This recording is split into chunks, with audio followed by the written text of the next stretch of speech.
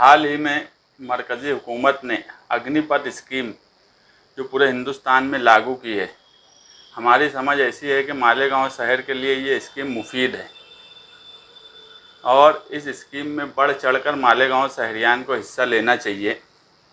इसके लिए हमने आज की प्रेस कॉन्फ्रेंस बुलाई है और दूसरा 12 नवंबर और आने वाले बकरीद का भी सवाल इसके अंदर है।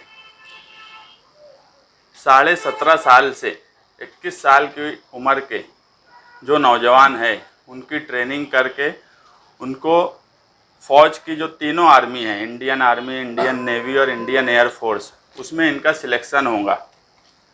आने वाले कारपोरेशन इलेक्शन में अगर महागठबंधन को मालेगांव शहर अक्सरियत देता है तो हम मालेगांव शहर में 16 साल की उम्र के बच्चों के लिए एक ट्रेनिंग सेंटर शुरू करेंगे और उस ट्रेनिंग सेंटर में मालेगांव शहर के बच्चे, नौजवान पूरी तरह फिज़िकल तौर पे ट्रेन हो, मेंटली ट्रेन हो, इसकी कोशिश करेंगे।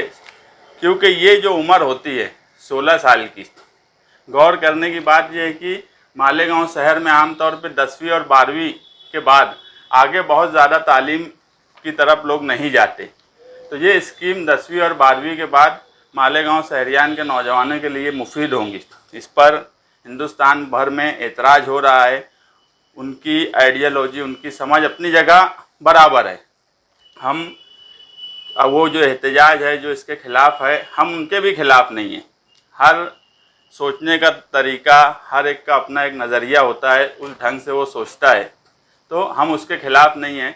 मगर हमने जब इस स्कीम को समझा तो हमने ये पाया कि ये हिंदुस्तान भर में इसका क्या हासिल होगा। ये स्कीम बहरहाल सेंट्रल गवर्नमेंट जिस हिसाब से काम कर रही है वो लागू कर दी है और फॉर्म भरने का काम भी शुरू हो चुका है।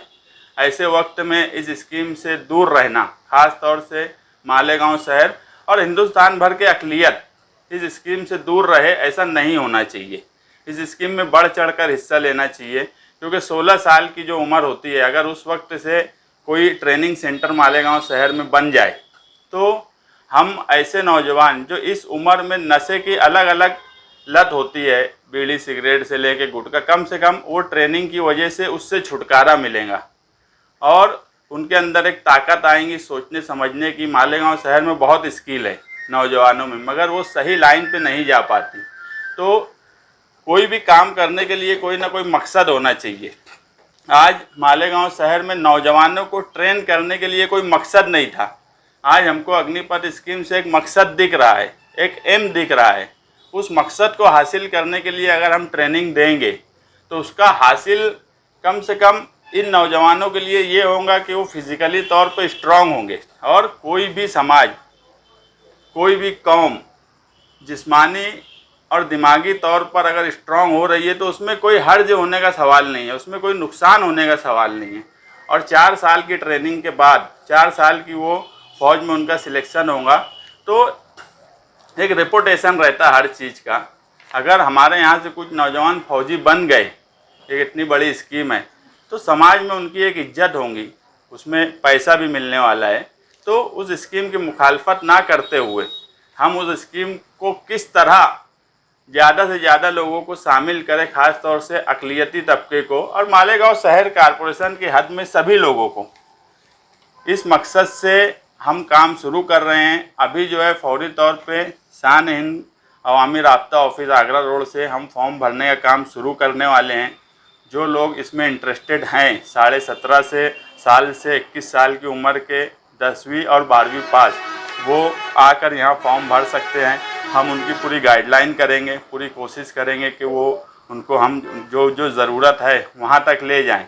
मगर हमको एक बात ये भी समझती है कि उससे पहले उनकी ट्रेनिंग होना चाहिए। इसलिए मैं इससे पहले ही बोला कि महागठबंधन का इक़्तिदार आने पर हम मालेगांव शहर में एक ट्रेनिंग सेंटर खोलेंगे, जहाँ पे 16 साल की उम्र से, 16 साल की उम्र बोले तो आमतौर पे 10वीं पास होने के फ़ौरन बाद की उम्र लगभग 16 साल हो चुकी होती।